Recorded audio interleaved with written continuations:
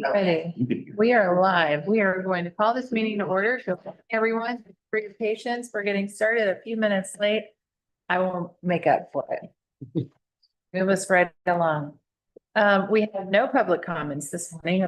We received comments in our email box this month, primarily about Burnett Woods Dog Park. With that, we can move to our action items, which are approval of the September 26th meeting minutes. Is there a motion?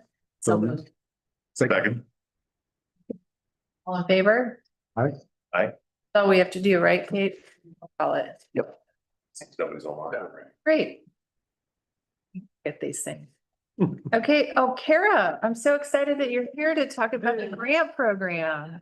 Thanks to be here. Yeah, I want you to know that we fought hard for the position that you now fill, and we knew that it would really pay off. So we're excited to hear about your progress. Yeah, Why don't you start from the top? Tell us when you started. yeah, Give us the rundown. sure. I started, it was end of March, beginning of April, last year, 2024. So been here for about a year and a half now.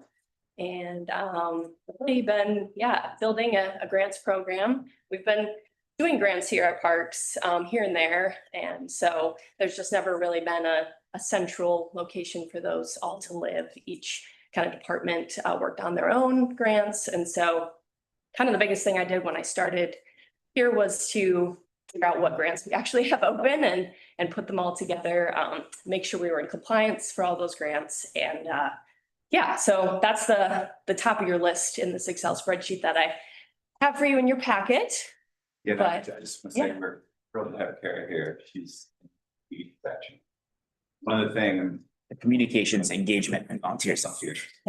one of the things I think we weren't anticipating is what she just said, which is that you're thinking about grants. We're gonna go find these dollars, we're gonna get grants. There had actually been a fair number of legacy grants that went back many, many years. That because we had no central point, nobody was kind of keeping an eye on.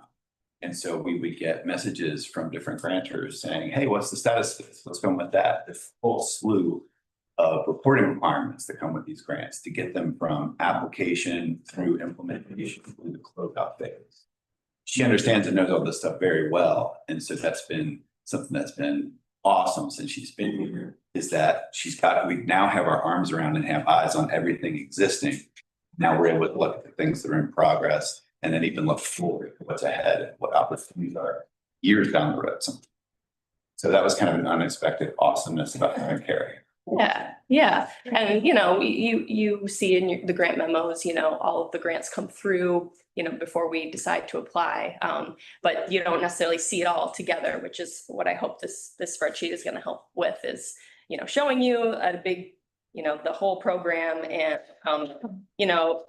if there's anything here that's missing that, you want to know more about or a different way of seeing the information, happy to put it together in any other way and, hopefully come back at a minimum, annually and come and talk again about the program. So, so basically just with, if you want to go to the next slide there, Kate, these in total in the past year and a half, we've had 14 total applications. 10 of those have been awarded, 2 of them have been declined, and 2 are pending currently. The individual grant awards range from, grants of $5,000 to $1 million. So they vary in size. The grants that you see here too, I want to be clear that these do not include the grants that we received from the foundation. Except for there's 2 on here that I worked closely with the foundation on that have to do with capital projects or programs, so that I just want to make sure that you see that there's a couple of those on the spreadsheet. But in general, there's a whole nother kind of group of grants that I work on with the foundation to do administrative work, write ordinances, make sure that the process on our side. Everybody knows what their deliverables are for those grants and just kind of be the back and forth between our park staff here and then the foundation as well. So, And so the middle section of your spreadsheet, the purple and the green, that's the ones that we are currently working on. They're not necessarily looking at the spreadsheet, Oh, looking at sorry. the slides. Oh, yes. So we'll go through the slides and then the spreadsheet kind of summarizes it. Right, yes. So, yeah, so of the total grants awarded, one of the biggest ones that we're excited about is the grant that we received from OKI recently. A transportation grant to remove the railroad tracks from the trail down at Sawyer Point. So really excited to get that off the ground and work with folks over at OKI to move that project forward. So yeah, so if you want to go to the next one there. So some of the applications in progress, you know about the Owl's Nest Park grant that we have. So that one is one of the ones that was declined last year. So we were, I think we were 11th out of 9 applications, or there was a total, of 82 applications and 53 applications, excuse me. 53 applications, we were 11th and they only funded 9 of them. So we were very close to being able to be funded for that particular program. And we will be reapplying then this fall for that particular project. So hopefully, we have a lot more that we're adding to the application. And I feel fairly confident that we have a great application for this round. Enter. Yeah, for that one. So it's through the Land and Water Conservation Fund, which is the grantor itself is National Park Service, but the administrator of the grant is ODNR. So we apply to Ohio Department of Natural Resources, and then they take that application to the National Park Service, and they're kind of our administrator through them to work directly with the federal government. Great. Yeah. And then, working on, the Riverfront Marina, there's a couple of opportunities. You all approved a funding application for the boating infrastructure grant. So we're working on that one currently, and Explore Nature. We have some opportunities for free and reduced cost programming and free busing and summer programs and things like that we're looking into. Or The status of the marina, just because that's a 2-phase kind of. Yeah, so the marina project is another one where you apply to the state first, like Land and Water Conservation Fund. So we applied back in July for that, and then were approved as a state application to move forward for the federal application that's due at the end of this month. Yeah. What about grants that may relate to our restoration of historic structures, like all the pavilions that we have and the bandstands and? Sure. Yeah. So there is the Ohio History Connection, which we received some funding for our historic signs recently. That's an opportunity. It's not a huge pot of money comparatively to some of our projects like Prone and things that need, significant amounts for those particular projects. But there's another opportunity called Save America's Treasures. But we've been talking about what it looks like to apply for something like that. And what it includes is, becoming a historic designation first. So a lot of times before you can even get the funding, you have to have certain things in place that allow you to be eligible. So one of those things is being a historic designation, which comes with its own, regulations and things. So it's kind of like we have to weigh the costs and benefits of whether or not we want to, make these decisions in order to be eligible for funding, and if it's worth our way forward in that. It'd have to be a big one, like the Cascades. Right. And that's again, one of the great things about having Kara is having that downward vision years out. We have multiple structures that could be designated categories of historical treasure, historical structure. Yeah. But which one strategically do we want to pick that we can start that process in the nearer term so that 2, 3, 4 years down the road, we're not eligible for that pot of money. We also don't want to pick too many and do them all so that we're sort of competing against ourselves. So we want to be strategic about that. She's making us think about that. Which ones we want to do this to have success and far down the road. I'm trying to work through that.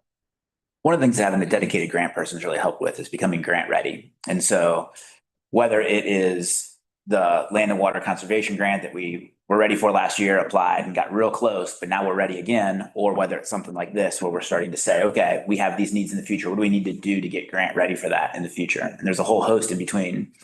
There have been at least 2 times since we've been, since Kara's been with us, that there were sometimes, like, we're the park board, we think of ourselves as our own little organization, but we're part of the city. And so there are several grants that only the city, individual municipalities can only apply for once. And so there might be several different sections of the city that are interested in those funds. And there have been 2 occasions now where we have been more grant ready than another worthy city application, and it's allowed us to move forward with the application. And so having a dedicated grant person allows us to, because we have such a professional grant program now, it's allowing us to compete on several levels in order to get in line for these grants, which has been really, really rewarding. Yeah. Yeah, so some future prospects. We do have opportunities that come up almost every year, specifically for parks. Those are Nature Works grants, the Land and Water Conservation Fund that I mentioned. We have received Clean Ohio Green Space funding for the property green space that's going to be part of Eden Park. So there's other opportunities through that program if we want to potentially acquire other properties for parks, or do restoration of riparian corridors, like the potential for like California Woods, for example, or other areas that we have, stream restoration kind of projects that we want to work on. And then in the same vein, Water Resource Restoration Sponsor Program is a pretty large funding opportunity for basically either protecting a high quality stream, or taking a stream and moving it up in quality, moving its level up, quality up. So we have to kind of, again, with being prepared for a grant like that, we have to have a lot of baseline data and understand what the quality of the stream is that we're updating, and then be able to, on the back end after the project is done, say, we brought this stream up to, the next designation. So that's some potentials out there. And then there's a variety of trail grants. One of the legacy open grants that we have is through the Recreational Trails Program for the Bramble Trail Project, Little Duck Creek. And so we're working on that one, but once that project is complete, we can move on to, maybe reapply for that one, or there's Clean Ohio Trail Fund as well that is in at the same time as Recreational Trails Program. You apply for those together, and then either get one or the other for trail projects. So, and like I mentioned before, OKI has an annual call for projects as well for transportation, and those are higher value or funding numbers as well for our larger scale trail projects that we have planned. Yeah. That the requirements are very different. We're well versed in the different they require. So for example, when we got into the California Woods project with our consultant to come in and look at us and say, what do we need to do to shore up California Woods so it doesn't erode away the river? Kara was like, you know what? There's some buckets of money out there, have some specific baseline data requirements. So she was able to kind of intercede as they were writing that RFP and make sure that as part of what the consultant was going to do was get us the kind of data we needed to be ready for some of these other grants down the road. And then even last Monday, with Crystal's team, we spent about 3 hours out in California Woods with Stantec, our consultant on that, kind of wandering around, talking about each of the individual mediations, talking about kind of going very far up the tributaries and kind of really looking at the erosion that was happening. And Kara joined us for that. She got to leave the office and put on her hiking boots, but having her again embedded at that early stage where that report they're doing is going to come up with a host of projects that we can select from based upon funding we have, but then also we can package together to potentially go after some of these grants. And so to have Kara's insight and kind of thinking about it at that early level to help us kind of pick and make sure we're thinking about the right things, and then B, make sure that she kind of has a full understanding of them from the beginning as she will write the grant in the future. It's just been really valuable. Yeah, and you'll see, the list of projects that we have that we're trying to get funded, they're all coming from that 3-year plan. And that is really beneficial for grant writing, is to be able to see, 3 years out, what are our projects, where are the phases, what are the phases, and be able to kind of line up the timelines, because they can get very complex, as we all know. So having a plan like that is very beneficial to me, and it would be very difficult to do the job otherwise. But do you have any specific questions, things that you were hoping to hear from me today, or any summaries that I can share that I haven't talked about yet? Questions? I just want to extend a gratitude, because one of the initial things when the position was created, there's a foundation that is our nonprofit partner. I'm glad that you're integrating. I think it probably helps us be a better partner to them in terms of reporting requirements after the fact that are difficult to track and maybe different for this grantor than that grantor. And I'm glad you spoke to that, because that had been one of my initial questions about it. And obviously there's many hands make light work. Not that it's light work, but there are many hands to pull on. It's also really helpful to have Kara as our kind of chief point of contact for compiling the information. So sometimes if the foundation's writing a grant, they're like, well, I need to know this from Explore Nature, and I need to know this from Plan Design, I need to know this from Rocky. And then they're talking to a bunch of people, and then they need to talk to me, and all of a sudden they've got 6 people and nobody knows who. But now we kind of have everything going through Kara. So Kara can then be the one that reaches out to say, all right, Plan Design, we need this, Explore Nature, we need that. And it's just really helpful to have that single point of contact for those grant applications. And then once they've got it all prettied up, then they involve me and Jen and are like, are we cool with this? And then we're like, yeah, of course. But allows them to get us ready. The money, sometimes it might be the requirement for a foundation that applies for the fund. In other instances, it has to be a city entity that applies for the fund. So Kara works with and we work those out. There have been instances where they've done most of the legwork and put everything together, and then you guys get over and click send, click apply. And there have been instances on the other end too. We've done a lot of the legwork and then given it to them. So I think that's working really well. In addition to just having the longer term vision about what are we both going for down the road, so we're not competing against each other and we're getting our boats floating in the right direction. Great. Nice work. Thank you. Thanks for having me today. Appreciate the updates. Sure. You guys want to stay for the next 2 votes? They're at least grant related. So I don't think there'll be a lot of questions, but you might as well stick around. Hey, Jason. So we've got 2 grant acceptance / application memos. The first one is our aforementioned friends at the Cincinnati Parks Foundation and our aforementioned 3-year plan. 2 projects from that. One is the Glenway Park improvements. This is a grant that they received from an anonymous funder a year ago, and it will go to combine with some of the dollars we've gotten in the last 2 capital budgets, along with a $50,000 grant that Kara applied for and got from the Nature Works, and a $25,000 grant that Foundation applied and got through Greater Cincinnati Foundation to make up the kind of total budget we have for Glenway Park improvements. So that's the first one. The second one is $2 million for Owl's Nest Park. We got $2 million in the capital budget of railroad dollars this year.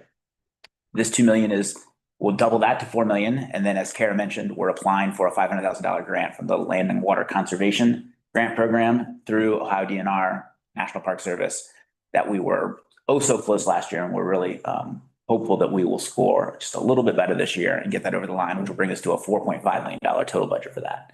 So with both of these, you can really see how we're using these multiple strategies to pull together big pots of money to do cool projects. Well, this is very exciting. Super exciting. $2 million is a lot of dough. We can get some real stuff done with that. Do we have a motion to approve acceptance of these grants? Second, all in favor? Aye. With deep gratitude, we accept these grants. Thank you so much. We're so excited to see what Owl's Nest is to become. Been a lot of heavy lifting and effort and talks and evening gatherings and dinners, and now we've got to do the work. So I did ask Jason when we met yesterday to publish for us the rough schedule so we can establish expectations and get in front of the donors with what they expect to see come at Al's desk. So we'll look forward to that. So next up is our quarterly acceptance of in-kind donations from the foundation.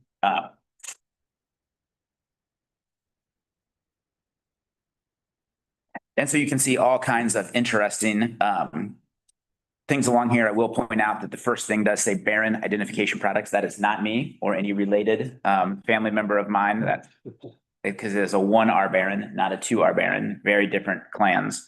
But just a bunch of stuff that they provide for us, including Rocking the Roebling concert series for $10,000 to help activate the Smeared Lap Lawn all summer long on Thursdays. $14,000 for Crone Spring Show for the lanterns, which is super helpful. And then just little things like, Chipotle lunch for Explore Natures. CIT is is a youth program that we get through partnership with the city's HR department for $350. And that's something that is just wonderful to be able to reward our folks like that. Just great.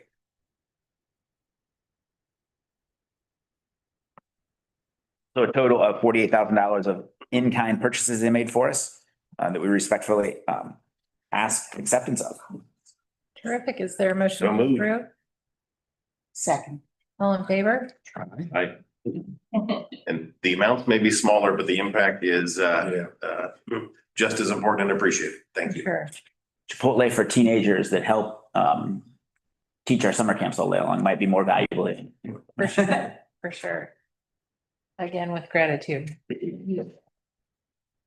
Right, Jason? All righty, room. So, planning design report. First thing up is the Sawyer Point Landscape Architect selection. We received 6 responses to our RFP for the landscape architect. The city's purchasing process is that we put together a RFP evaluation committee. That RFP evaluation committee reviews the 6 candidates based upon the scoring that was in the RFP.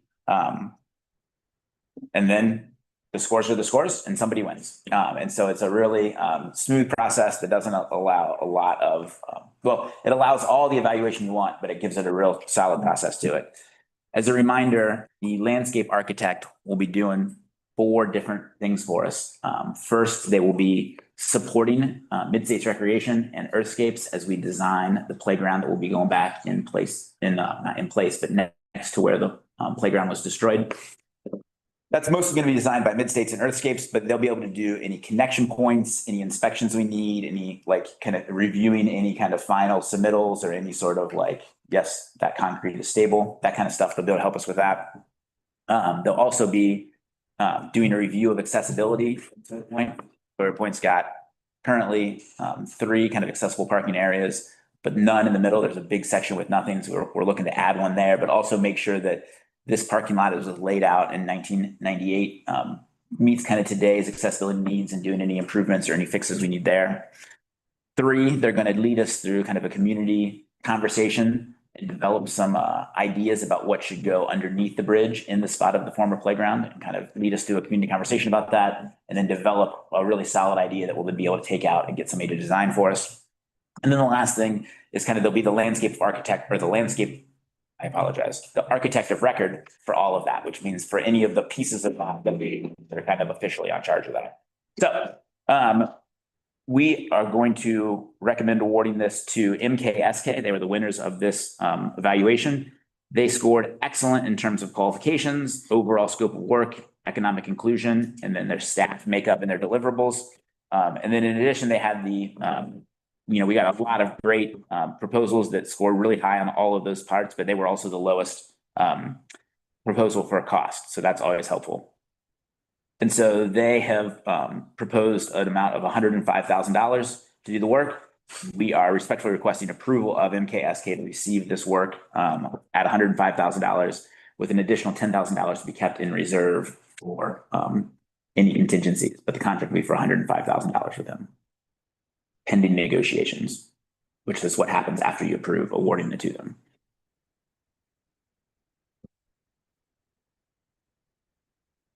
Is there a motion to approve? Move approval. Second. All in favor? I, Perfect. We look forward to seeing that move forward as well. Onward and upward. All right, so the rest of the planning design update, lots of fun stuff happening throughout the park system. The Burnett Woods Dog Park opened last Friday. It's been receiving really good activity all weekend long. The last piece of that is the crosswalk needs to be painted. And so we're working with Bruce to get that scheduled. It might in fact already be done. I was told it was gonna be done midweek this week, so it's gonna be done in the next couple of days. Early feedback has been really positive, and everybody seems to be enjoying it. There were some early dogs there doing zoomies and stuff like that. It's just kind of a thrill to see everybody enjoying it. So we're really happy with that. Executed. Lot 23 at Smale, or the event lawn at the Brady Music Center, is proceeding really well. They have done most of the demolition around where the donor wall will be at the Race Street steps, and are getting ready to start to build out the construction piece of that and put the kind of infrastructure and bones behind that. In addition, they just this week put up the site fencing around the South Esplanade seat wall, and they're going to start working on the Race Street turnaround as well. So those projects are coming on schedule, and everything's going really well there, which has been great. The Mount Airy Bike Skills Course in Area 23 is complete. The contractor did a really great job of building out all the skill elements and all of the core training pieces in the middle, and then also the adaptive trail around the outside, which is between 6 and 8 feet wide. The idea is that someone could take an adaptive bicycle out there and use it on that trail along and still be passed by someone on a regular bicycle. So it's a really special trail that's kind of bigger than you normally get, but it's also meant to be kind of a beginner's trail. I've never mountain biked before. I'm convinced that it is likely something I would hurt myself on, but this might be the kind of trail that would get me out there and get me trying it. So we're really excited about that. As you know, we have scheduled a groundbreaking for that for the 29th of October, which is just around the corner. So we're really excited to partner with our friends at the foundation who helped us raise money for that, along with our friends at Cora, to have just a really great event that day to kick it off right. We're still preparing kind of the bidding and getting pricing for the redo of the Comfort Station and of the Overlook, as well as installing the ADA pathway that'll get back to the Comfort Station and making some of the improvements right around the circle drop-off area. We expect those to be done over the winter and into the spring, and hopefully ready for when we kind of open back up for the springtime and stuff starts to pick back up. And then we're installing signs. This week they just came in. In fact, Deputy Director Mobley might be having to sneak out of here, depending on how quickly we get through the meeting, because she's going to be out there to help make sure all the signs are in the right locations and everything's set up and good to go. But that project's proceeding just super well, and we're really excited. I know that's a project that's been a long time coming, and one that was started under a mostly different board, but we're really excited to deliver that one. The Alt Park Playground, footers for that should be coming in at the end of this week. We've had kind of a couple week process of making sure we preserve those trees, which I'm just really proud of the team and the care we've given to making sure that we do everything possible to keep those trees in good standing. One of the great things about the Alt Park Playground on Precipio is the massive shade trees, right? But it's tricky to have shade trees near construction. And so as we have both removed the old footers for the playground, all the concrete footers, which a playground has a lot of connection points in the ground, and each one of those is its own footer. And so we had to, I'm going to give Crystal Courtney a lot of credit, and Dave Boutel and Garrett Diano. They were doing something called air spading, where they would literally use kind of this piece of machinery to like blow out all the dirt around it so they could identify the main roots, keep those safe, prune the smaller roots off that are attached to it to kind of disconnect it and make sure they could get the piece of concrete out. And then once they did all that and knew where all the roots were, we then had to kind of redesign the layout of where all the equipment went just a little bit, to make sure that where the new footers would go would not really be in any of the key tree zone areas. We also redesigned the safety surface in the little kids area a little bit to make sure that that safety surface did not go over top of any of the roots. And lastly, we changed the safety surface we were using. So we were going to use a pour in place kind of safety surface like you see at most playgrounds, but we've changed to a porous surface that's made up of recycled rubber tires, and then like a sticky substance that holds it all together. It's very similar to what we have at the Lytle Park hiking trail. that has a little bit of permeability, so rain can go through it and the tree roots can still get water underneath that, unlike just a poured surface where the water would run off to one of the sides. So we got all that redesigned and got all that worked out, a ton of work. Chris McGee on our plan design team worked again with Crystal Courtney, Dave Boutel, and Garrett Dina to make sure we did a really good job. We then pulled together an impromptu meeting with the Alt Park Advisory Council to make sure that the new layout still met kind of what their vision for it was, and we hadn't forsaken anything that the community was looking for. They gave us the stamp of approval, and so we've been full speed ahead. Like I said, we think those footers and installations going to start either later this week or early next week. So hopefully that'll move it along quickly and be installed by the end of the year. Everybody's treehouse is kicking off next week. Another project where we've got to do some tree protection to make sure the trees that are around it are kept stable and good and protected as they move equipment in and do all the work that's needed. The team's done a great job of that, and we're hoping that'll be done by the end of the year or early next year, and we'll be ready to go by the time again it gets warm again and we have a spring kickoff. The Sinton campus, which will host East operations, facilities, and biochar. Full speed ahead on that, working with KZF to get all those plans ready to go. And we're hoping to have them finished early next year, first quarter of next year, to be able to bid it out. The media always bringing chaos. Just kidding. No.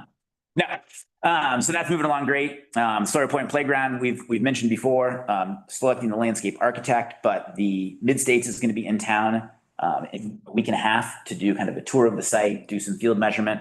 Our team is compiling all of the CAD drawings and survey documentation to get that up to them so they can start designing it. In addition, we sent them kind of the survey results of the survey we did from the community that gave us some kind of direction on kind of some of the first sketches they're going to be making. So we're going to have a lot of really exciting news. That's going to be fast and furious, and we'll definitely be getting some fun reports about that at all the board meetings and even between board meetings for the next couple months. California Woods, I mentioned earlier in the meeting that we were out there for 3 hours with Stantec last Monday. A lot of fun to get out and just kind of hike up some crazy hillsides and get up to see some erosion that's happening in some of the tributaries, but also get down into the creek bed, look at some of the erosion stuff that's happening there, and also some of the ways that they're proposing we could combat it.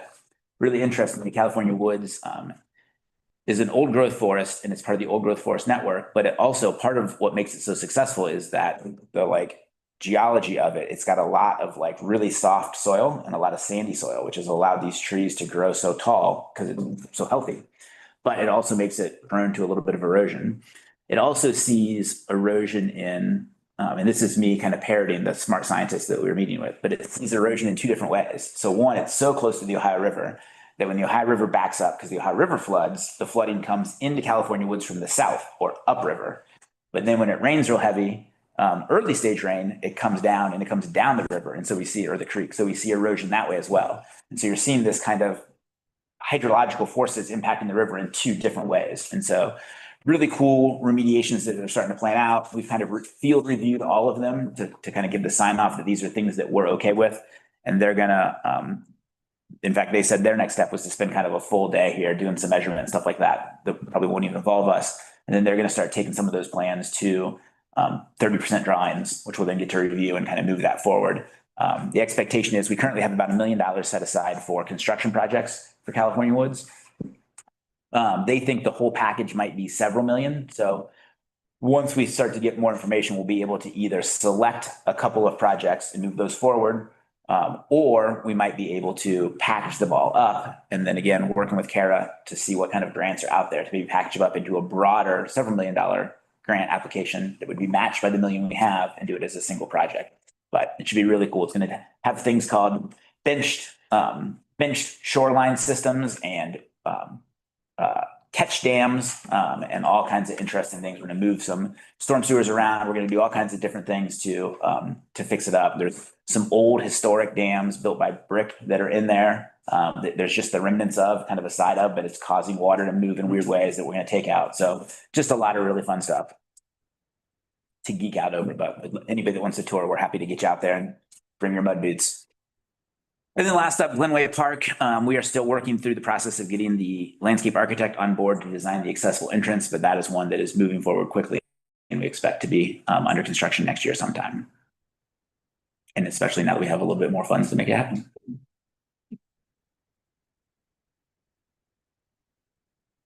Onward and upward. Any questions for Jason?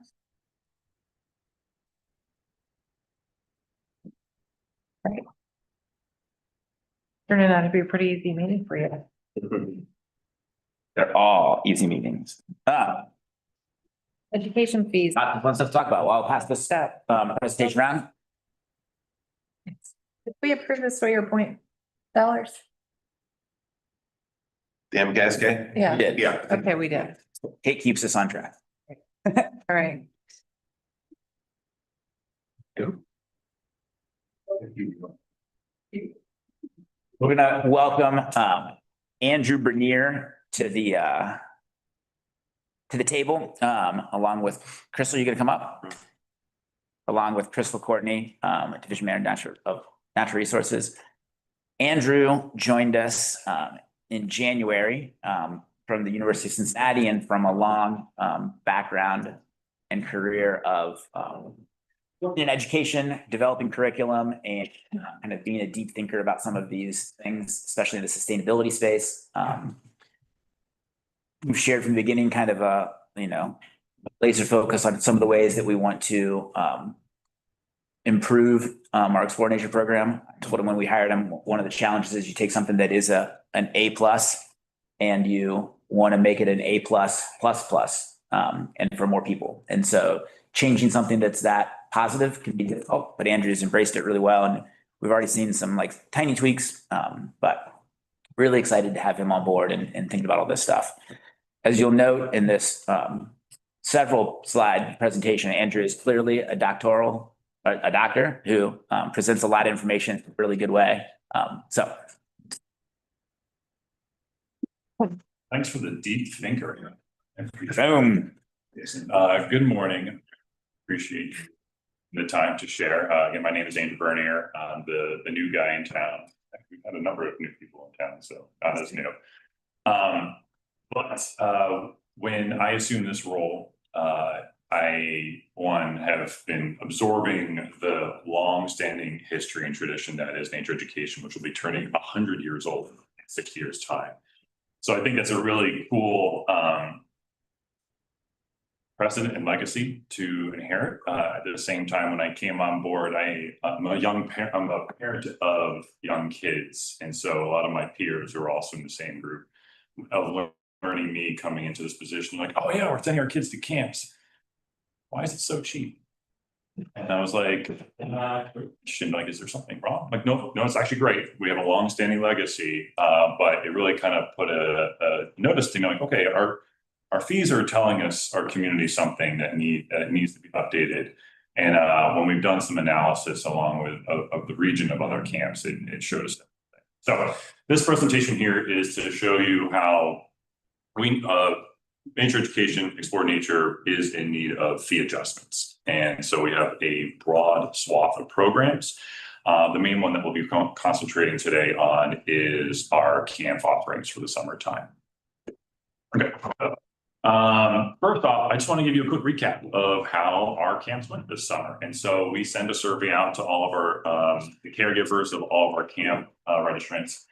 And it's a big survey, but I chose 6 items that I think are the most indicative of how it's going to facilitate this conversation. So first off, our legacy. How many times have we had parents and caregivers send their children to our camps? And 2 out of 3 are returning customers. So we know that I've heard that anecdotally, and the survey backs that up. People come back to our camps. What are the most important factors as to why they're choosing our camps? Location is by far the biggest one, and then price. So we have found that just sheer logistics, whether it's people commuting into the city with their children and dropping them off at a local park, or they live nearby, is the greatest determinant as to why they choose us over others. And then price, and then previous experience with a camp. Again, we're learning that our parents and our community members trust us with their children. And Andrew, they could select several things, correct? Oh yeah. Correct. Yeah, different items all the way down, value, reputation, and so forth, variety of activities goes on. But location, just the sheer ease of logistics for the family How you best describe the cost of the summer camps? 61% is both very affordable and affordable, and then a total of 96% falls within very affordable, and fairly priced. So there's not much of an argument to be made. Our community believes we are a bang for our buck. I would rate the overall satisfaction with the Explore Nature Summer Camp program. Again, extremely satisfied, dominates, and very satisfied. For what we charge and the satisfaction of what parents walk away from. For obviously the best value in town. And then what we believe is to be the most paramount indicative measure to our mission is how likely is it that your children will want to spend more time outside after attending this camp. The fact that we have that many respondents in the very likely and likely category is music to our ears. It's by far the most important thing. We want to make sure that family and youth feel empowered in the natural world beyond our service to them. So of those respondents, and actually this is all of our registrants, who are we serving? And so we've worked extensively with the GIS, Matt DeBona in particular, team to actually plot out and visualize the data of our registrants based off of census block data. So not just the general broadness of our zip codes, but down to block by block analysis. And so what you're seeing here is a heat map of where our full paid, or all of our registrations come from. And you can see on the top part of the map, we hyper concentrate to a little bit of the north and east of the downtown area. We then get a little more further northeast and then some over into the Clifton area. So this is where the primary base of our camp attendees are coming from. Down below, you can see the bar chart. This is how many registrations we have in each one of our camp locations. So going in order from left to right, Alt Park, California, and French Park are our highest attendees. And then it goes down to La Boido, Mount Airy, Stanberry Park, and Trailside. So I should note that California, La Boido, and Trailside are year-round locations, whereas Alt Park and French, we offer camps there three weeks out of the summer. Mount Airy and Stanberry Park bookend our camps. They have a camp each one. So you can see that our numbers are a bit lower at La Boido and Trailside for year-round nature center-based program. Summer long. For the entire summer. Correct. And also, but it's important to note, I was asking a bunch of questions about this the other day, as Andrew showed me this, but it's important to note that we have different amounts of slots per camp. So each camp doesn't have the exact same amount of slots. So there's some that have more by the very nature of how many people we get. Correct. Yes. Hours to sign up for it. That's accurate. So I know not all camps are made equal by what we charge, seats available. So it makes a bit more sense that La Boido and Trailside are a bit lower because you can only fit so many campers inside, whereas our nature camps, that's 72 seats, whereas our largest center-based seats are, I think, 32 or 36 campers. So they tend to be a bit more limited, hence the lower numbers. But we did have lower numbers there in general, but that would have been expected anyway. If you have questions or any point, please feel free to ask.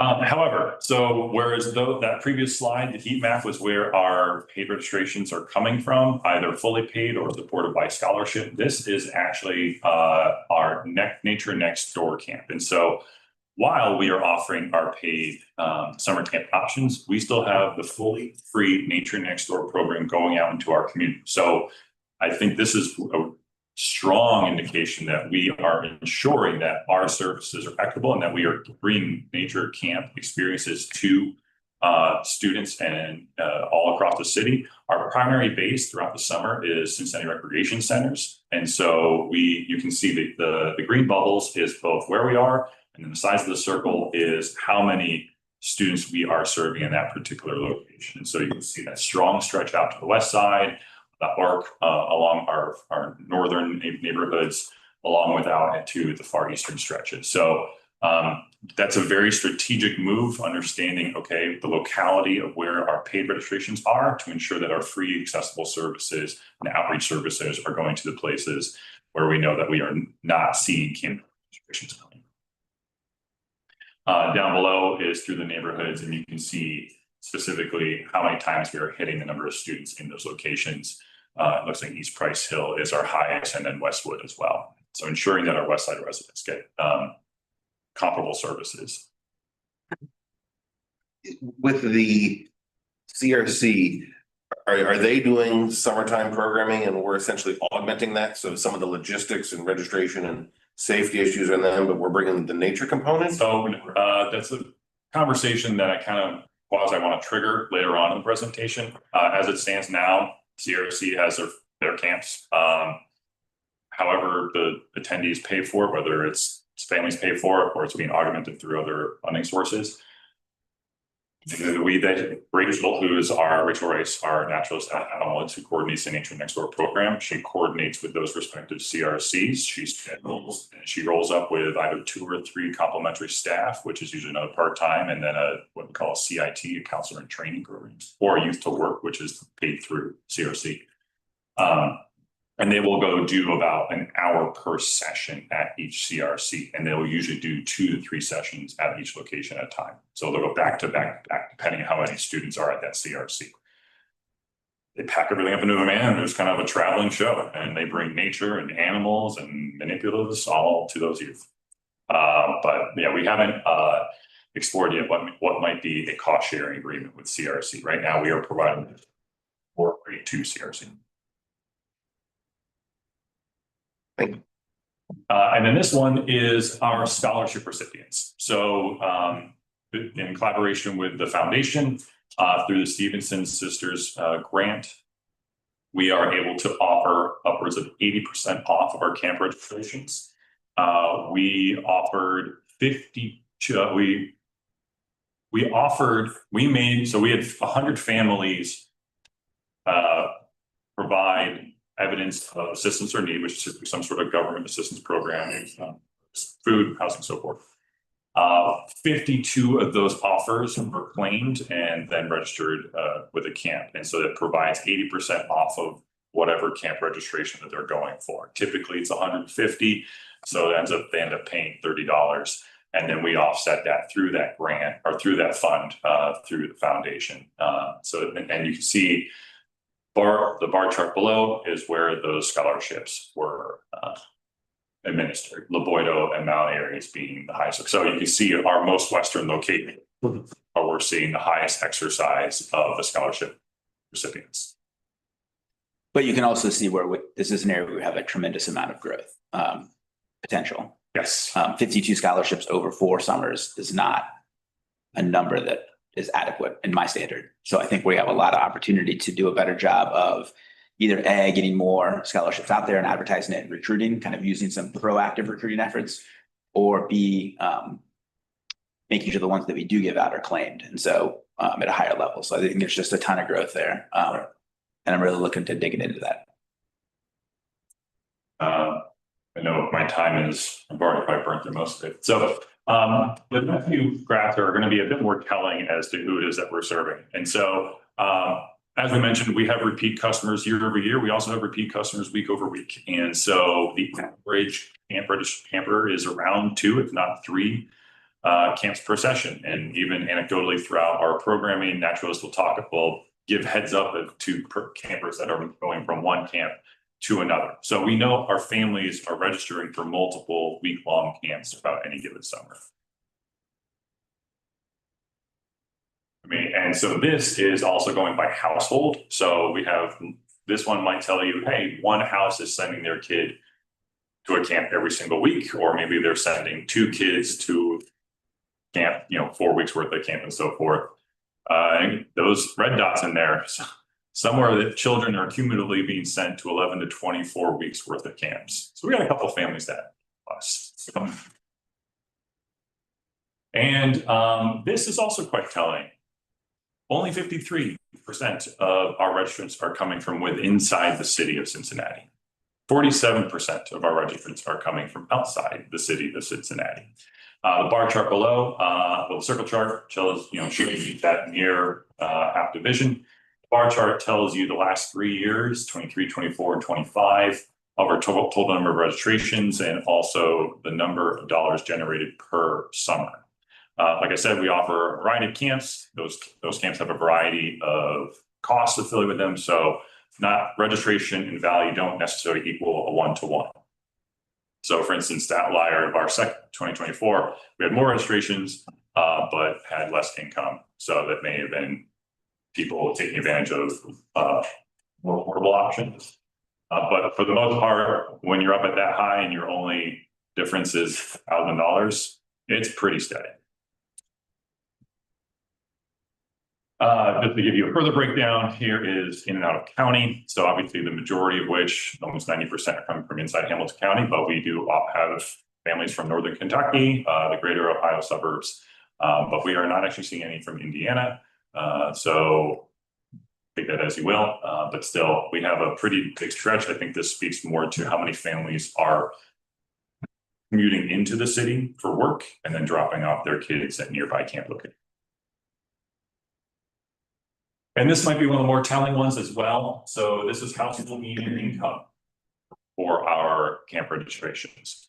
And for our in-city family registrations, 80% of those family households make 10% or more above household median income for Hamilton County.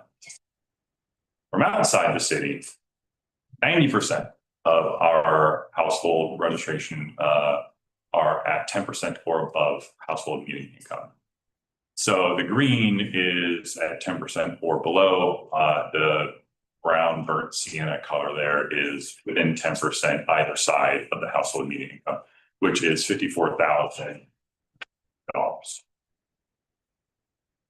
So it shows you that the primary wealth of our camper registrations is on the high end.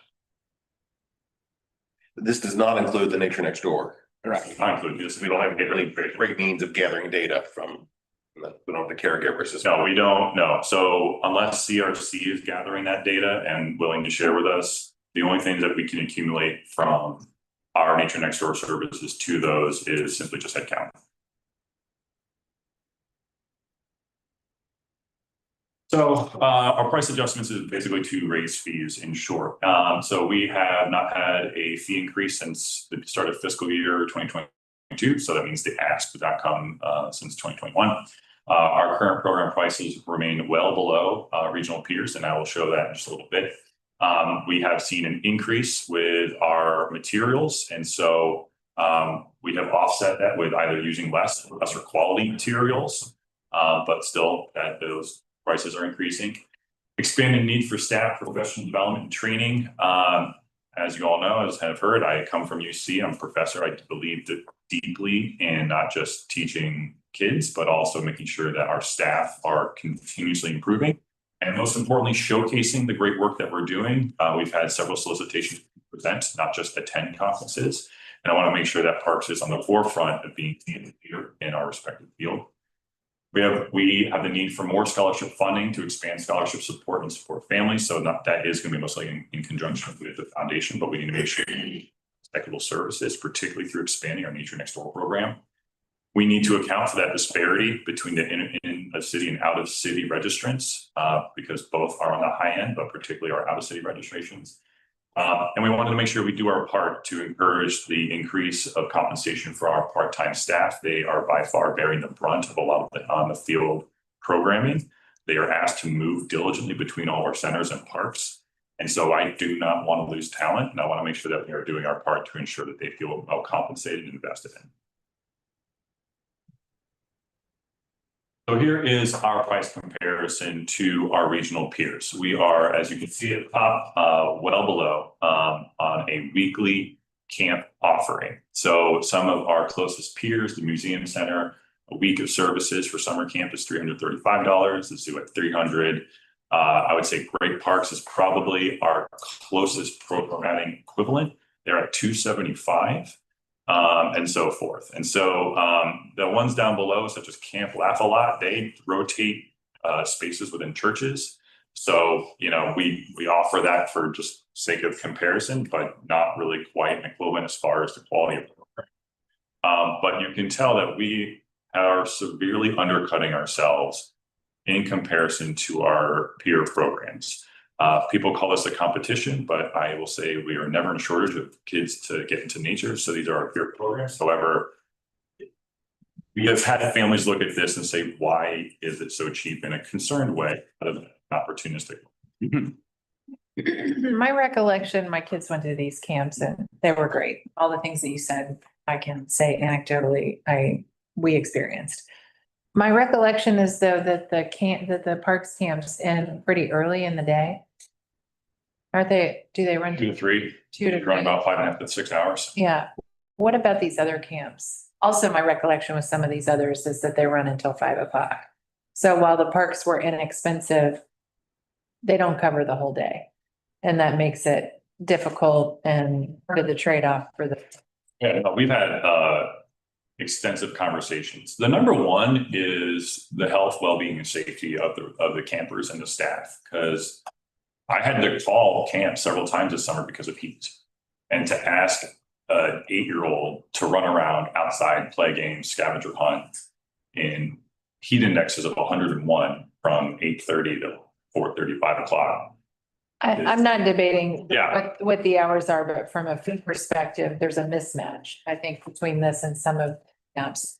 And that was always my feeling was like, these are cheaper, but the trade-off is I've got to leave work at 3 o'clock to go pick up my kids. So a lot of those camps, you can see the aftercare option. There is aftercare, but the zoo charges $65 extra for that. So that could be an extension of those hours. Same thing with Newport Aquarium. Great Parks offers a $30 upcharge. It gets to the point of continuously providing the program services versus just watching after children. We have specially trained naturalists who are trained in that specific field. We're not really entertaining dabbling in providing childcare per se. We provide naturalistic education. We are open to exploring what might be adjacent CRCs that do provide that. And the foundation has expressed openness to potential busing from the camp to the CRCs who has that infrastructure already in place. But for the sake of our highest grossing camps, such as the outdoor camp, if they're just outside, and so if there is inclement weather or heat or what have you, and to then have that extended care without some sort of structured programming puts a lot of our staff in the campers potentially at harm. And I saw that we had to call camps, and it's easier to excuse and potentially refund smaller amounts versus that whole day-long program. But it just comes down to we are not in the business of extended day. But what we can definitely do is look at the hours of those other camps and layer that in as a factor as we think about pricing. And as of now, we are charging $5.35 an hour per camper. Find a babysitter at that rate. So it's already very, very cheap. No, I don't disagree with that. It's just at that point, it gets to the extra cost, the time in which the investment of staff, and then staff doesn't get home till 6 or 7, and they have to get on site, particular nature camp, at about 7 a.m. So even if we were to provide 7-8 hours of programming, that's almost set up and tear down and getting to site. I don't think we're necessarily suggesting lengthening the camps as much as just factoring in how many hours are our competitors in our analysis. Right, and that's where they have. As you'll see on one of the next slides, we still do factor that in a bit. Right, it's just, that is a lot of the sentiment that our staff expresses whenever they're asked to extend their day. So. It has been a constant conversation pretty much since I've been in Explore Nature. It is complicated for all the reasons that Andrew's laid out, especially given that the majority of our campers are going through that camp that moves around through the parks. But also not to say that it isn't something that we can dig deeper into. But I think noting either way, we're looking at a price comparison that's pretty low, but we can go through and do the analysis when we bring this back for potential approval in November.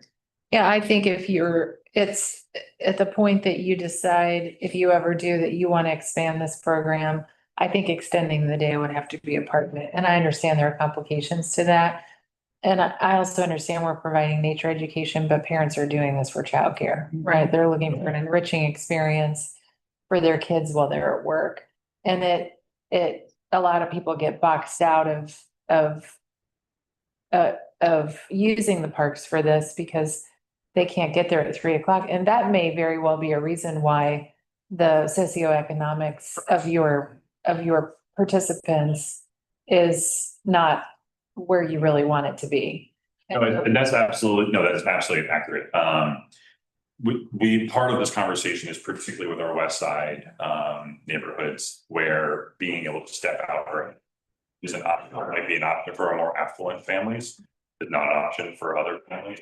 And I mean, like I said at the beginning, I've got 2 young kids. I play the same with other childcare providers too. So I absolutely understand logistics behind it. That's why I'm really, in the next 2 years' time, and I want to get more into this later, want to have a more thorough investigation and longitudinal study about how we can align and coordinate with our CRC partners closer in our west side locations so that we can align a bus schedule so that if campers need to step out early to get to a location, what might that cost look like?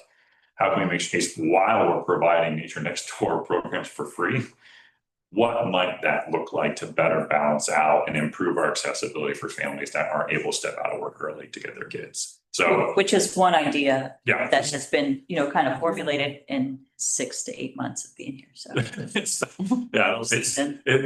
learning the local demographics of the haves of flexibility and those who do not have that flexibility has been on my mind part of it. Yeah.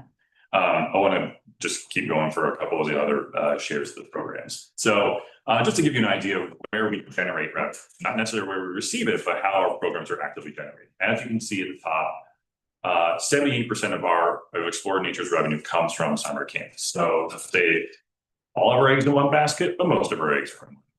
And then our closest next program is school programs at centers in our parks. So this is where we do our field trips and so forth. 11% of that. And then from there, it dwindles quite a bit. So seasonal programs such as this weekend's holiday hike, I encourage you all to come to, or maple tappings, for instance, that's our next draw over there. But and then it just kind of goes down. There's obviously dozens of programs embedded within each one of these categories, but we try to think that there's a little something for everybody, those who are arts and crafts inclined, those who are interested in history, those who are into outdoor skills.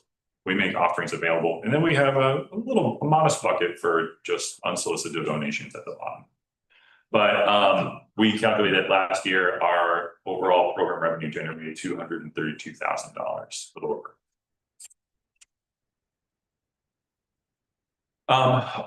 The request of Jason, we did a little exercise as to what was the value equivalent of our Nature Next Door program. And so I took a head count of just our school, not summer camp offerings, but just school, because the summer camp would have been a much greater data endeavor. But to give you an idea of what we provided for free to our community schools, just in the city of Cincinnati, for those elected to participate, Rachel and her team, Nature Next Door works off of 3 points of contact with local youth. A site visit at the school in fall, another one in the winter, and then we bus them out for a field trip to Avon Woods in the spring. So basically each student is the head count. Those might be repeat students, but each time there's a unique point of contact with the student that's counted. But basically this is meant to show that we provided over $17,000 worth of outreach services for free for the community through the Nature Next Door. And what this doesn't include is the foundation funding for busing the students to Nature Scape. Well, in big picture, this is a great example of that's $17,000 worth of value if we charge at our current fees. Something that's important to note is that on the previous slide, if we can go back, we make about $232,000 through this whole program. Yet this program has a manager in Andrew. It has 5 naturalists, and it has a host of summer camp counselors in training, recreational specialists, supplies, equipment, all kinds of things. So Cincinnati Parks and the city of Cincinnati heavily subsidize providing nature education programming. And even with a fee increase, we're nowhere near covering the cost of what we do. So when it says 17,000, the reality is that Rachel, who's an incredibly talented naturalist and educator, is going around to schools all year long, is going around to CRC centers all summer long. You know, if we make $17,000, if we would have charged instead that money, 17,000 is still a drop in the bucket to cover that. And so overall, this is a program that's heavily subsidized by the park board and by the city of Cincinnati. And this is an attempt to kind of bring the fees up into line a little bit, still below, but to start to add some revenue, which allows us to grow the program a bit and serve and kind of start to think about some of those bigger picture questions. And then to ultimately seek direction. So since I've been in charge of Explore Nature, there has never been a goal set that we are revenue neutral or revenue generating. And it's always been this balance between, you know, if you increase fees, who are you disenfranchising, right? And so knowing kind of what the park board vision is and what the director's vision is for what should our revenue generating goals be and where should we be targeting them can help us better analyze the programs that we're offering and where programs may need to shift and change in order to meet the needs of the revenue generating. Our focus has been on young children, school-age children, and getting them connected to nature for the good of the future of our park system. So just wanted to make that note as you guys think through this and kind of hear what the offerings are. If there is any vision around where you want to see us go, open to hearing that as we continue in Andrew's first year as the manager.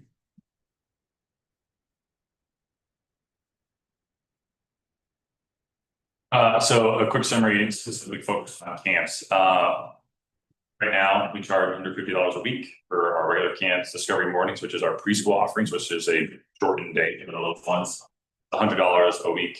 And then preschool at our particular camp or at centers, which is a little bit longer, is at $125. So to expand that, we're looking at adjusting the fees to $200 a week for our in-city residents. And then what we would like to do is apply a 25% out-of-city surcharge for programs, which would then equate to a $250 out-of-city camp registration. To give you context, if we have a scholarship recipient that's still a $40 camp registration, would equate to $8 a day, and $50 for out-of-city or $10 a day. So still very much affordable. And so Discovery Mornings would remain the same, and then proportionally preschool would then bump up. So that actually equates, doing those numbers also ensures that all of our camp offerings are bringing in the same weekly, almost hourly total. It's about as aligned as it gets.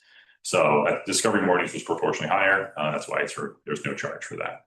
So it's just to essentially align that our staff's work is bringing in proportionally equivalent dollars. And so even at that, you know, $200 a week for in-city and $250 for out-of-city is still below Great Parks by $25 and $50 below the zoo. So we'll add in the layer of how many hours do we offer, but hopefully we're still in a pretty decent lineup comparatively. Yeah, this seems really inexpensive to me, and just back, you know, to the vision question, we've already kind of suggested some of these things. I don't think that the cost increase is really disenfranchising anyone, because we don't have disenfranchised people registering for these camps. That's what we found as well. So then the question is, how do we serve more of our residents for this program? We talked about this before, and you mentioned it at the beginning, is finding ways to outreach so that we get more of our resident kids in an enriching summer experience or some of the other programs that you offer through this. And that would be the vision that I would like to see us get against. And really increase the scholarship dollars. That's how we know that we are serving those in need. This is such an interesting pickle too, because I know from previous conversations with Jen that it's, you know, they're happy to fund more scholarships. I don't want to speak for you, but I'll let her head shake speak for her. It's apple pie, The right? question is, It's in the camp. as you give away 100, promo codes, if you will, to redeem, and only 52 are. So it's all about, like you just mentioned, it's all about recruiting. It's all about finding folks. It's all about coming up with partnerships that get more exposure. And I think that's the thing that I'm excited for. What'd you say? I said earlier, like for Andrew's critical thinking, deep thinking is a deep thinker to help us start to figure those out in the coming years. Exciting stuff. I, Work with Rocky on promoting it a little more, about getting some more. And that's the thing, Information. we need a, schools. that's part of the strategy, right? The means in which our respective neighborhoods and communities intake information is not the same. So the means in which you reach out to neighborhoods, particularly on the west side, may still be the bulletin board at the rec center versus doing geocaching or what have you or geotagging on social media. May work for other not populations, but not others. And so some of it may turn out to be what's your ground game? How do you get flyers out into mailboxes and on bulletin boards in other neighborhoods where that is the primary means of information share? And so part of what I want to keep the price increase modest now is one, to get the feedback of how that's going to enter, how our respective registrants are going to react, but also allow us to build a kind of ground game and test out what are better outreach strategies with CBD to better learn the different neighborhoods around adjacent parks and to ensure that we're not leaving people just simply because they're not getting the message, since we are not trying the main means of how they communicate. So I mean, that's another big anthropological study, but it is what it is. I really appreciated, Crystal, your question around sort of as one commissioner, I will say, I have no expectation of revenue neutral. If you're looking to turn a profit, be in a different line of work. This is about the return on investment is the impact. I am sitting in this chair today because in the late 70s, I went to Cincinnati Nature Center camps that spurned a lifelong interest. And so to the extent that we're thinking generationally and legacy oriented, I absolutely think this is critical. And I think it is fundable thanks to partners like that. But that doesn't, if we're probably serving fairly well-resourced families, subsidizing that doesn't make a ton of sense. So if we can, I think this is a model for, in my view, future requests across the system, because there's a great base of data. Here's our impact, here's our shortcomings, here's the comparison. Other layers can be added in, sure, but I think that paints a really good picture of if we can internally increase our opportunity to subsidize and outreach, great, but that's not it. We're not missing people because of the price tag. We're missing people because of the access that way. So and a lot of the dollars that would be generated from just the additional revenue, not just the baseline revenue that we're currently at. I want to spend a lot of to actually invest back into the team. And for one, staff enrichment, I want to make sure that our staff continues to feel believed in and invested in, but also additional positions to help then catalyze an outreach and to not just modernize and propel our programs, but to increase the width of them, the breadth of them as well. And as Crystal mentioned, our bread and butter is our elementary K-12 field. I'm coming from adult education. I want to make sure that all citizens feel actively engaged in an educational front across our city. And I feel like when some more adults are pulled into the fold as well, and we can offer more robust programming for them, we can then also have the solicit funding line to then bring these programs. And it actually gets to some of the other requested program fee increases. This is a lot of numbers as well. I digested this from a thing, and at least you'll probably be able to read it, but this just gives you in bold the more modest changes I'm requesting across the board. So on the left is the different program types, but basically we're looking for a bit more of a blanket uptick in some of our fees. So for instance, a lot of those weekend or overnight programs, such as the Halloween hikes, I think we're charging $8 or $10 for it right now. I'm asking that we go to 8 or 12, depending on the different, like for instance, Friday night, I believe is 10. That's a more intensive. Friday or Saturday night is 8, less intensive, $2 for that. We have been working diligently to get staff and volunteers gutting and carving hundreds of pumpkins in preparation for that. The amount of investment that we pour into these one-offs, and then only to charge 10 or 12 bucks a head. I don't know how we're coming out ahead on this, on events like this, based off of how much we're investing into it. However, Caldwell is looking beautiful right now, and big shout out to West Operations. They just overdid the entire amphitheater over there. It looks stunning. The down across the board, for instance, our school break camps, which we're gearing up for our winter camps now, to increase from 30 to 40 for the week. Again, still very affordable, or per participant. We're adjusting some of the minimums. A lot of the conversations I've had with the naturalists have said, based off of higher minimums, we've had a whole just elect not to participate. So reducing some of our minimums while increasing some of the per head count can actually maybe invite more groups to elect us for their host site. And then continue down the board. I'm not going to go through each one at the same time. Andrew, I think we do need to accelerate here. Yes. Let's get straight to the proposal for the fee adjustment and let's move that to approval. Down below, you can see the breakdown of our annual revenue. What would be fiscal year 26 with the fee increases, and then the $170,000 is the projected extra revenue we would generate. So really positive, but still highly subsidized. Yeah, and so quick timeline, but basically I want to come back here in 2 years and make another request with a more formal comprehensive study. Not just a blanket, but really targeted and intentional. But my ultimate goal is in 6 years' time for the centennial of nature education to start launching it and celebrate what nature education in Cincinnati Parks has done to enlighten our citizenry when it comes to the natural world. So this is just the very first step of that.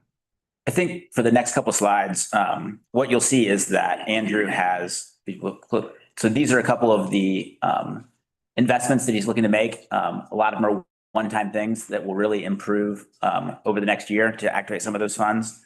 And then if we can go to the next slide. This just shows a couple of the ideas that Andrew has for like thinking through other ways to kind of expand the revenue generation. And then the last slide, we've already talked about a lot of this, but the second to last slide is much of the, one more, back one more. Well, questions. Is some of the ways that we're partnering with the foundation. Yes. And then finally, the last slide, which is kind of a summary of the evidence. And to be clear, there is no ask today, right? So the ask is that really dense slide was all of the various ways that we're going to kind of tweak with the fees. What we wanted to do, and we knew this would be super dense, and we had a lot of great stuff up front to kind of give context. And we want to kind of set this up, allow folks to think about it, allow folks to make comments on it, or kind of have some of the deep questions. And then we'll be back in November to talk about it again and to actually propose the fee increases. It's also important to note that 90% of our fees, again, as Andrew said, are Explore Nature summer camps. And those Explore Nature summer camps don't start registering until January, February, right? And so by changing it in November, we'll have more than enough time to see that full revenue increase calendar year. Make all the updates to all of our front-facing infrastructure to make sure that everything's accurate and families know what to anticipate and budget for.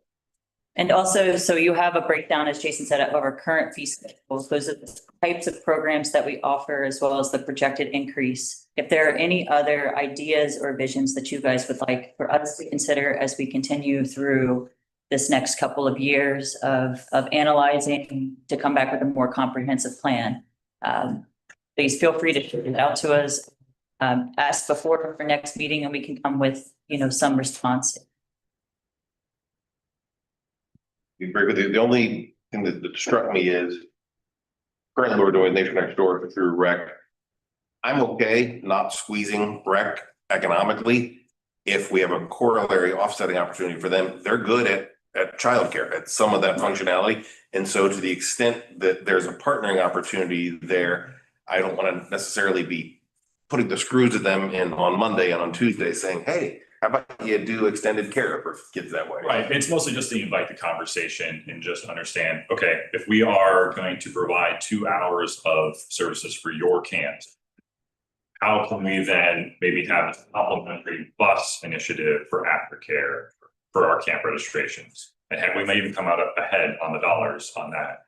But for all this right now for you to consider for next month, this is just an increase for what we already do. And when is the last time we had an increase and how much was it? It went into effect fiscal year 22.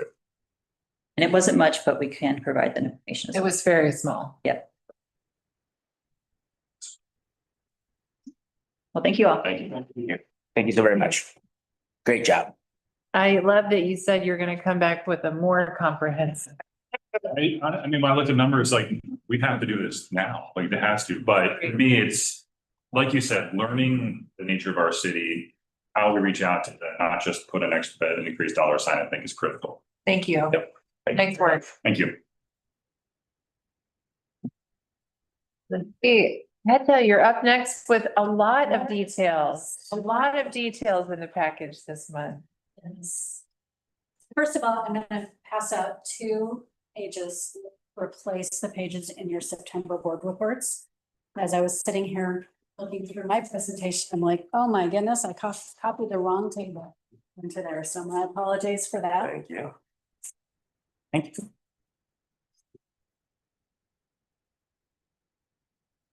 All right, so I think I'll start with the monthly reports and then go into all the fun slides that you have. On the monthly reports, not a lot of exciting things to report on it, which is a good thing in the financial world when things are kind of as you expect them to be. Our expenses are tracking pretty well where they should be. Revenues are doing the same. We're coming towards the end of our summer seasons. We start to see kind of the dropping of our revenues over the dropping of, I guess, the percent of revenue collected on a monthly basis over the winter time. And then What page are you wanting us to look at here? right now, I'm just kind of. Oh, you're giving us highlights. Gotcha. Anyway, so it comes springtime when our activities start to pick up again, our revenues then skyrocket, and that's when we collect the last part of our fiscal year revenue is kind of probably the March to June period. So with that, I guess the slides that I gave you to replace what you have in your packet are page 25. Is labeled as the revenue by fund, but for whatever reason, I put the September available spend number in there, so please replace That's not that. our page 25. I Yeah. don't see a revenue schedule in here at all. Page 30 becomes page 7 on what she handed. Gotcha. Yeah. Page 30. So page 7 is 30. Or I'm sorry, no. 28. Page 28. Yep. Is 5. 28 is 5. 29 is 6. And 30 is 7. Nope. 29 is 29. So page 5 is 30, 5 is 28, and page 7 is 30.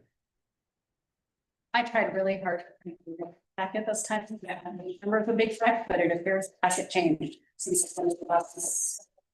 My apologies. That's not how my pages are working, Jason. I'm sorry. Move on. Okay, in any case, so the revenue, the page that I gave you of my presentation is the actual revenue for the month of September. And then the other page that I gave you is the September available spend. In your packet, that slide that's labeled available spend has the available spend. So, not sure how I made that mistake. It's finance person's biggest nightmare. That's something that's incorrect. So sorry about that. With that, I don't know if you've had an opportunity to look over the September financials, but again, nothing major stands out to me as bringing to your attention to say, oh my gosh, we need to look at this, or this is super great. So I'm certainly open to any questions you might have. We've really been focusing, the last board meeting, I talked about kind of the behind the scenes that we've been working on. And this fiscal year so far, we've really been focusing on the financial structure that we have. And so I think I'm just going to transition straight over to the report. I don't know what page number this is, but this right here is the first one I'd like you to look at, which has all the boxes and circles on it. 7. Labeled 17. Might be able to. Okay. Attachment A is kind of our current growth structure. And in our financial structure, those of you with any kind of finance or accounting background, you're familiar with funds and expense codes or expense accounts and such.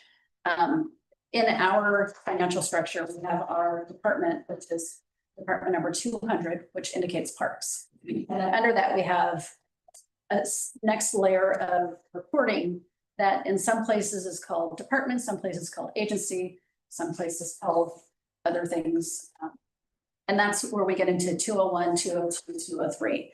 And without really going into like the labeling of these things, each of these layers are layers that are in place in our financial system. So when we spend money for office supplies, for example, we have to give 200, 201, the bureau, and then the expense code for everything that we do, whether it's payroll, expenses, revenue, whatever. So there's multiple codes that go with it. And that allows us then to take that information and report on Explore Nature, or a capital project, or how much did we spend in office supplies? Lots of different ways you can slice and dice the information to get to whatever it is you're trying to look at. When you have an organization that's been around for a while and that has grown and morphed, that coding gets changed over time. And if you don't inactivate the stuff that doesn't belong anymore, you end up with an open system that makes it really hard to extract data. And so that's what you see here. This is really the legacy of everything that we have. It's a mess. It's a mess. Thank you. Yes, it's a mess. And so when you ask questions of me, like, you know, how much did we make on this? Or what does this program look like, right? And I go, let me give you that information. It's really sometimes almost impossible to get because of the way that things are sort of misaligned or aligned. And so we have been trying really hard to find ways that we can clean that up for you so that when you do ask those questions, I give you that number right away. And we looked at this structure, and within what is showing on here is divisions, the 201, 202, 203. We have to budget to each of those. So there's a budget for division, agency, department 201. There's a budget for 202. There's a budget for 203. If we want to use money from one place for something, if it's not in that budget, we can't use that money. We also can't just move money from one of our budgets to another without going through an ordinance, which is like an act of Congress. So there's lots of steps and lots of hurdles we have to go through, and lots of different people outside of parks we need to get buy-in from to be able to make this happen. And it just becomes a real administrative nightmare to try and even just make a money move. So we looked at that. We also then, in the larger box on that slide 17, page 17, is what are called the bureaus. And bureaus are kind of how we try to look at things like Explore Nature or facilities maintenance or finance and IT. You know, where do we spend our money and how do we want to track it? And we came up with like our goal. We really love to make things look like that makes our lives easier. And very quickly found that there were some pretty significant hurdles outside of parks that are going to make doing those realignments difficult right away. And we were even asked to wait until the next biennium to try and institute some of these changes. So that was really disappointing for us because that means that we can't get to where we want to get to as quickly as we want to get there. However, what we did discover is that the low hanging fruit for this realignment is to look there and is that larger box and clean that up. And so page 18 in your packet, which is attachment B, is a listing of all of our current bureaus we have in CFS, which is way too many. And the green ones on this slide are the ones that we actually use.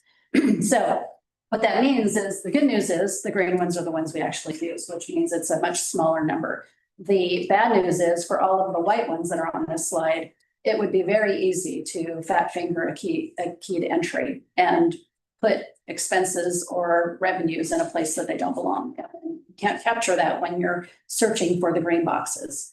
So page 19, which would be attachment C, shows you what we would like for bureau structure to look like. So if you're able to put those two slides next to each other, you can see how much simpler that looks, just in general, and how much more cleaned up it makes our financial reporting capabilities. So then attachment D is then showing you just the main ones that we're using. So the number is much less. It gives us a lot better visibility to extract data and look at things on a functional level within parks. Also notice looking down that list, those are all things that you hear us talk about, right? Yeah. All kind of our core functions, and we'll group all those in. So we'll know what West operations is, waterfront operations, East operations. The 4 sections under Crystal each have a line item. We start to really make it kind of, it will look like who we are. And this bureau reorganization, you can do, We can do internally. okay, you don't need blessing from Plum Street, right? Okay. So that's where we're gonna focus our energy, is to get this cleaned up so that we can start then looking at, okay, now that we've done this and we can only put information in these boxes. Now, how do we want to parse it out and who do we need to talk to make that happen? So last month, I used the metaphor of like setting up a play and all the behind the scenes stage. So this is like dress rehearsal number 1, phase 1 of what we want to accomplish this year.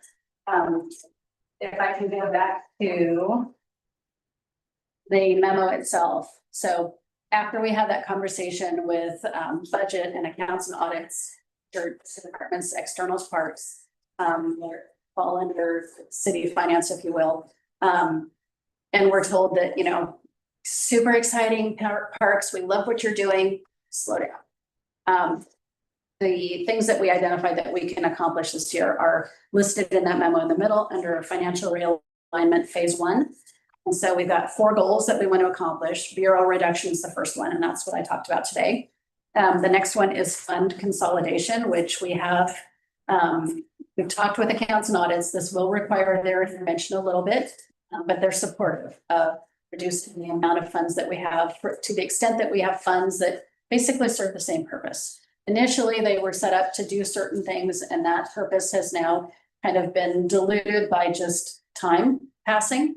And so it doesn't make sense that we need to have all these different funds. And so we're looking at consolidating particularly 3 of our funds, 326, which is parks revenue and special activity, which captures most of our permitting fees and things like the donations from the foundation and so forth. The 330 which is parks lodges. So the rentals for things like Alt Park Pavilion go into 326. The rentals for Maple Ridge Lodge and Oak Ridge Lodge go into 330. Doesn't make any sense why the rentals would be in 2 different places. And then the second one is from the which generates revenue that could be used throughout parks, but right now it's all sitting in Fund 332. And that, I don't want to shortchange the tremendous work you've done, but we're going to start losing commissioners. That's right. Yes. All right. So No action is required. give us top lines and your, okay. Yeah, Great. It's mostly informational, just to let you know where we are and what we're doing. Just real quickly, the other 2 goals are looking at our revenue codes, where we book our revenue to, and making sure that the revenue is going to the right place. And then clarifying and aligning our policies. So just as an example, we have a refund policy in parks that we're looking at to see, does it make sense? Are we using it appropriately, et cetera? So any of those types of things that affect our finances, we're looking at as well. Great. Is that good enough? Thank you. Great job. Onward and upward. I do want to make one quick shout out. I think that all of you can take pride in the staff that you have. In prior months, I've reported on the Windows 11 project. Okay, it's now October 16th, which is 2 days past the last date that Microsoft is supporting Windows 10. And Parks is one of 2 departments in the city that met the October 14th deadline. No surprise there. Great. I'm gonna duck out. Thank you very much. Thank you, sorry. No sweat. Here. Basically, we've got an HR update here and your comments and then our comments. Absolutely. So the HR update, fall time is not necessarily our heavy hiring time.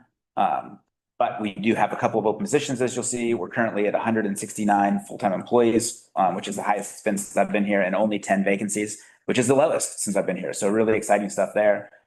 We do have one new employee coming on, and that is Donald Parton, who will be our replacement mechanic. We lost a mechanic to the outside world, but we're bringing somebody over from City Fleet. We're really excited about that. The staff social is, we had a staff social on Tuesday, September 30th, which was really great at Ludlow, and it was a lot of fun.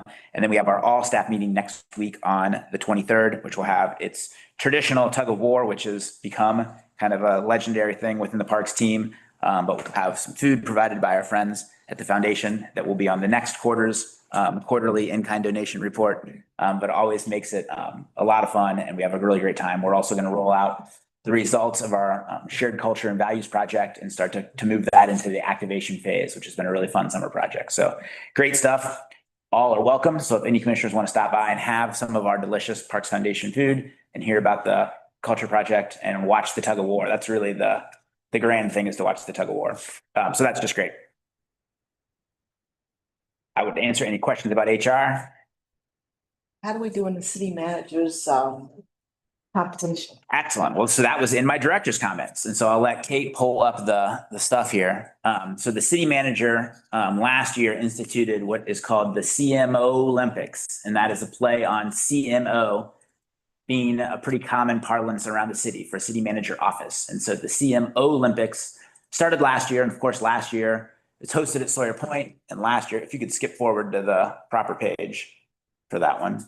But last year we won the CMO Olympics, the athletic version of it. This year, everybody was back and had upped their game. Last year, we were all inspired by City Solicitor Emily Warner, who wore a full judge's costume with including white-haired curls, as though she was a judge from England. And she led her team, and it was pretty fun and exciting. Everybody laughed. So this year, we really upped our game, and our team did a great job. We had T-shirts. We probably had 40 people, I'd say, that showed up and were there for it. Last year, we had like 12 or 13. They got me to wear which they fortunately did not put a picture up of, but they got me to wear an inflatable squirrel costume so that it looked like I was riding in on a squirrel to lead the team. We had a flag, as you can see there in the bottom corner. I've heard from several other departments about the squirrel costume, so I know it made an impression. We didn't do as well in the athletic event, so as you can see, our team really tried. We did win. We were the first team to get called out for tug of war by the Department of Public Services, and we did beat them. So we won. We kind of held our own in tug of war, and then we did win the most team spirit of a department, and so we will take home that medal very proudly. And it was just a really great day. You know, it's great to invite all of the city employees down to parks, to Sawyer Point or Yateman's Cove this year, to enjoy being outside and get to kind of experience what we get to do all the time, which is be outside and having fun in the park. And so hopefully lots of jealous employees that wish they were working for parks. We had a great time. You can see the top right, just the photo of everybody there. Really, really fun day. The Crone Holiday Show Festival of Ferns is a healing garden.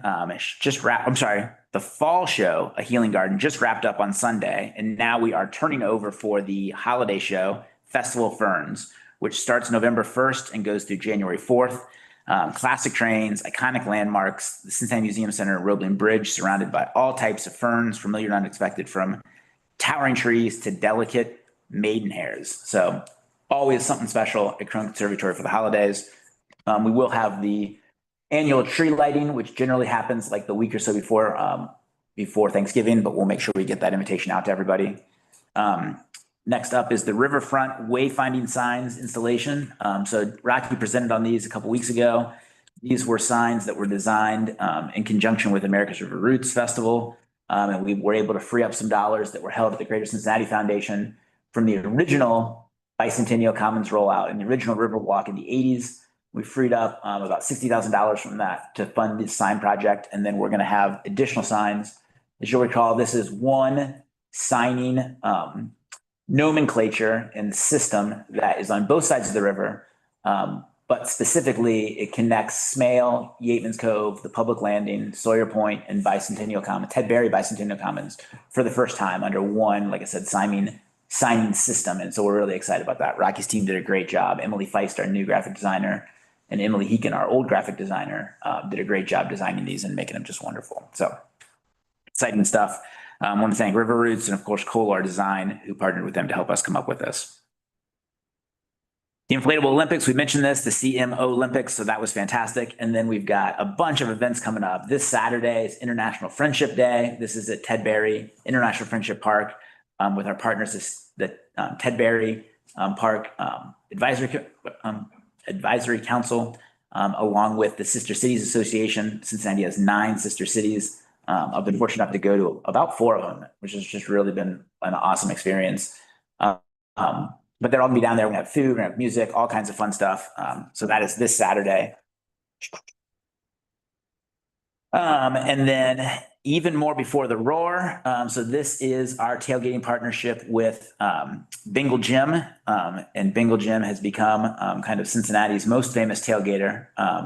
But we have a great partnership with them. They raise money for charities. They also provide revenue for the city and as one of their charities, I suppose. And so that's gonna be great. And that'll be this Thursday or tonight as we get ready for Thursday night football and then all home games. We've got stargazing at Alms Park. So that's November 1st. Local astronomer Dean Regis. The event is free and open to all and should be lots of fun. We've got Magic Forest Halloween hikes at Caldwell Nature Reserve, as Andrew mentioned and Crystal mentioned. Lots of folks, including folks from here, have been sneaking away to Caldwell to help carve pumpkins and get ready for 2 days of hikes tomorrow night, Friday night, and then Saturday night. Always a great experience. Hallows Eve Brew Bash in Alt Park is Friday, October 24th, featuring microbrewery tasting, costume party, and 70s hit band G, Your Band Smells Terrific. So what a name that is. I then extrapolated that because it's GEE into being some sort of Bee Gees cover band, but I do not know if that is their thing or not. But G, Your Band Smells Terrific will be playing. The Grave Rave is a new event produced by our team on October 24th. It's a holiday-themed adult dance party at Sawyer Point beneath the Purple People Bridge. Features a DJ, glowing atmosphere, and a costume competition. Hallow West Fall Festival, once again happening at Oak Ridge Lodge in Mount Airy Forest on Saturday, October 25th. Collaboration with Mount Airy, Cure, and Cincinnati Parks. Kids costume contest, free pumpkins, pumpkin decorations, silent auction, live music, a petting zoo, bounce house, face painting, games, food, drinks, and more. Although I felt like I listed everything. So that's a great event coming up. As I mentioned, the bicycle skills course at Mount Airy grand opening on the 29th at 11:15 in the morning. Hopefully everyone can make it that can. And then we've already mentioned this, but the all staff on October 23rd. So lots of fun stuff happening as always in and around parks. That's great. Nurse. Great, thank you. All right, we'll be back here in November. Fun stuff. I know, and moving on to the holiday season. Yep. Happy Halloween, everybody.